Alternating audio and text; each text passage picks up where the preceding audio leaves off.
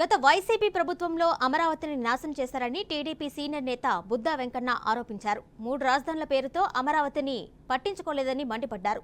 ఇప్పుడు చంద్రబాబు ప్రభుత్వం అధికారంలోకి వచ్చిందని, ఇకపై రాజధాని అమరావతికి పూర్వ వైభవం రానుందని బుద్దా వెంకన్న తెలిపారు.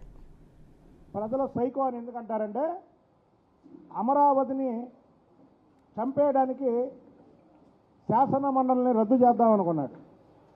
రద్దు చేద్దామని అసెంబ్లీలో కూడా తీర్మానం పాస్ చేయించాడు. ఆ రోజు అసెంబ్లీ శాసన మండలి ఉండాలని, అమరావతి పాడవకూడదని చంద్రబాబు నాయుడు గారు సాక్షాత్తు శాసన మండలిలో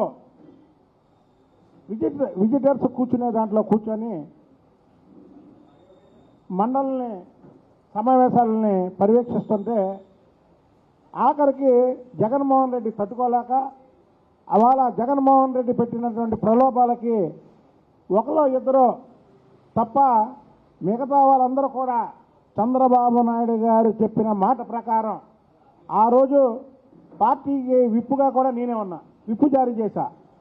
ఒకరిద్దరు తప్ప మిగతా వాళ్ళందరూ కూడా చంద్రబాబు గారు చెప్పిన దానికే ఓటేశారు. అవాళ అసెంబ్లీలో పెట్టినటువంటి తీర్మానం ఏదైతే ఉందో అది శాసన మండలిలో వీగిపోయింది. ఆ రోజు వెంటనే ఈ సైకో అమరావతిని చంపేద్దామని మండలిని రద్దు చేద్దాం అనుకున్నాడు. ఈయన నిన్న శాసన మండలి సభ్యులతో చిలక పలుకులు పలుకుతున్నాడు. మనకి మండలిలో బలం ఉంది, ఇవాళ పార్టీ మండలిలో మీరు అక్కడ